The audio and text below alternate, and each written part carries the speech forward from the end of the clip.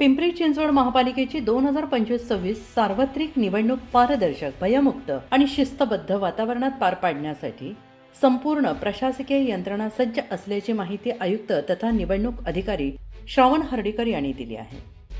शहरात 32 प्रभाग, 128 सदस्य संख्या असून 50% जागा महिलांसाठी राखीव आहे. 17 लाखांहून अधिक मतदारांसाठी 2000हून अधिक मतदान केंद्रांची व्यवस्था करण्यात आलेली आहे. आचारसंहिता अंमलबजावणीसाठी भरारी पथके, व्हिडिओ सर्व्हेलियन्स आणि तक्रार निवारण यंत्रणा कार्यरत राहणार आहे. मतदान टक्केवारी वाढवण्यासाठी SVEP अंतर्गत जनजागृती मोहीम राबवली जात असून सर्व नागरिकांनी लोकशाहीच्या या उत्सवात सक्रिय सहभाग घ्यावा असे आवाहन प्रशासनाने केलेले आहे.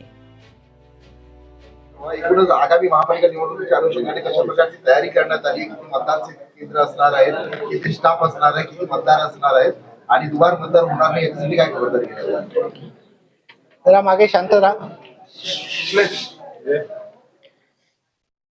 2025-26 करिता महानगरपालिकेच्या पिंपरी चिंचवड महानगरपालिकेच्या निवडणुकींसाठी नुकताच राज्य निवडणूक आयोगाच्या मार्फत कार्यक्रम जाहीर करण्यात आलेला आहे आणि या जाहीर केलेल्या कार्यक्रमानुसार 15 जानेवारी रोजी पिंपरी चिंचवड शहरामध्ये महानगरपालिकेसाठी मतदान होणार आहे.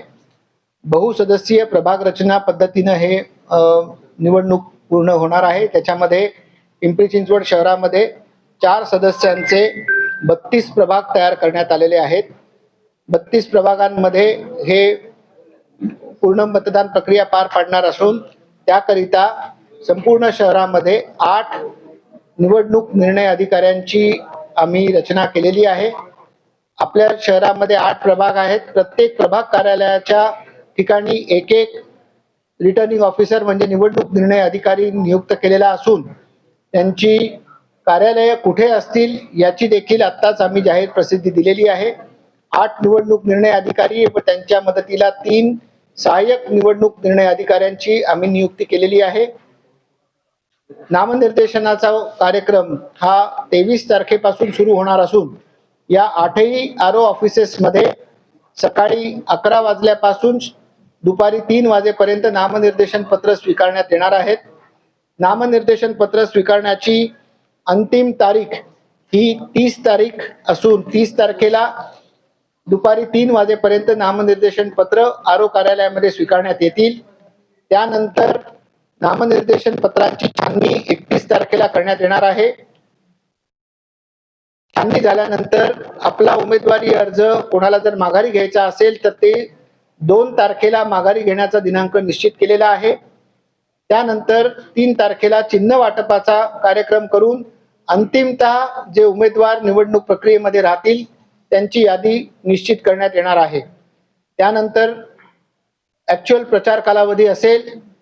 मतदानाचा दिनांक 15 तारीख असून सकाळी 7:30 वाजल्यापासून सायंकाळी 5:30 वाजेपर्यंत मतदानाचा कालावधी निश्चित करण्यात आलेला आहे.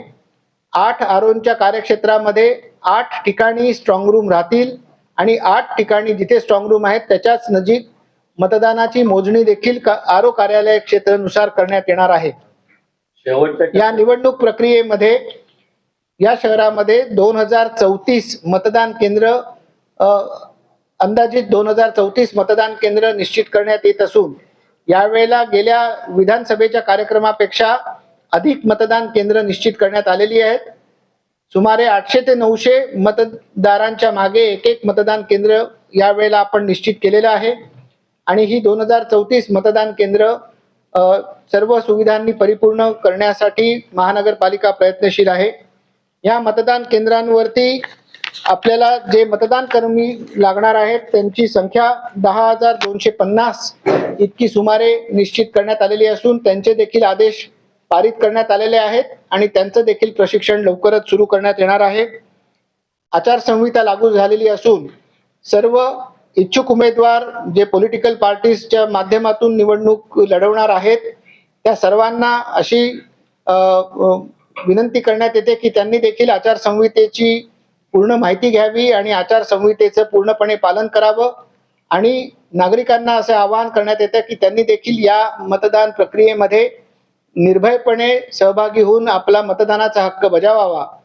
हे वातावरण अत्यंत शांत आणि निर्भय वातावरण राखण्यासाठी, मतदान करण्यासाठी पोषक असं वातावरण निर्माण करण्यासाठी महानगरपालिका आणि येथील पोलीस, CP असतील आणि त्यांची संपूर्ण यंत्रणा असेल, हे सर्वजण कटिबद्ध आहेत आणि चांगल्या रीतीनं इकडचं मतदान होईल याची आम्हाला खात्री आहे. मतदार यादी नुकतीच अंतिम जाहीर करण्यात आलेली आहे. काही दुबार मतदारांची नावे त्याच्यामध्ये प्राप्त झालेली आहेत. त्यांची पडताळणी करण्यात येत असून 22 तारखेपर्यंत ही पडताळणीची प्रक्रिया अंतिम करण्यात येणार आहे. कोणत्याही प्रकारची जर जे इच्छुक उमेदवार आहेत त्यांना ज्या काही NOC लागतात त्यासाठी महानगरपालिकेच्या वतीनं एक ऑनलाईन प्रणाली निर्माण केलेली आहे. कुठल्याही जर NOC आवश्यक असल्यास ऑनलाईन त्यासाठी ते अर्ज करू शकतात. भविष्यामध्ये जे उमेदवार मतदान प्रक्रियेमध्ये भाग घेणार आहेत आणि उमेदवार म्हणून उभे राहणार आहेत त्यांना विविध परवानग्या घ्याव्या लागतात. त्यासाठी देखील ऑनलाईन पद्धतीने एक खिडकी पद्धतीनं त्यांना सर्व परवानग्या मिळतील यासाठी प्रणाली निर्माण करण्याचे प्रयत्न महानगरपालिकेच्या वतीनं सुरू आहेत. आचारसंहिता योग्य रीतीनं पाळली जावी याकरिता SST, flying squads, video surveillance units यांची रचना करण्यात येत आहे. प्रत्येक आरोग्य कार्यक्षेत्रामध्ये 2-2 फ्लाइंग स्क्वॉड्स राहणार आहेत. यासोबतच विविध ठिकाणी स्टॅटिक सर्व्हेलियन्स टीम्स राहतील. गरजेनुसार व्हिडिओ मॉनिटरिंग केलं जाईल. Online media monitoring, online social media monitoring या स्वरूपाचे देखील कक्ष स्थापन करण्यात येत आहेत आणि नागरिकांना कुठली अडचण असल्यास त्याच्यासाठी लवकरच माहिती कक्ष स्थापन करण्यात येणार आहे. सारथीवरती देखील नागरिक आपल्या जर कुठल्या क्वेरीज असतील तर त्या आमच्याकडे नोंदवू शकतात आणि त्याच्या अनुषंगाने त्यांच्या अडचणींचं निराकरण सारथीच्या माध्यमातून देखील करण्यात येणार आहे. माझं पिंपरी चिंचवड महानगरपालिकेचा आयुक्त या नात्यानं सर्व पिंपरी चिंचवडकर नागरिकांना आवाहन आहे की त्यांनी देखील सजग नागरिक बनून आपला मतदानाचा हक्क निर्भीडपणे आणि निर्भयपणे बजावावा, जेणेकरून या शहराला योग्य असं नेतृत्व प्राप्त होईल. धन्यवाद.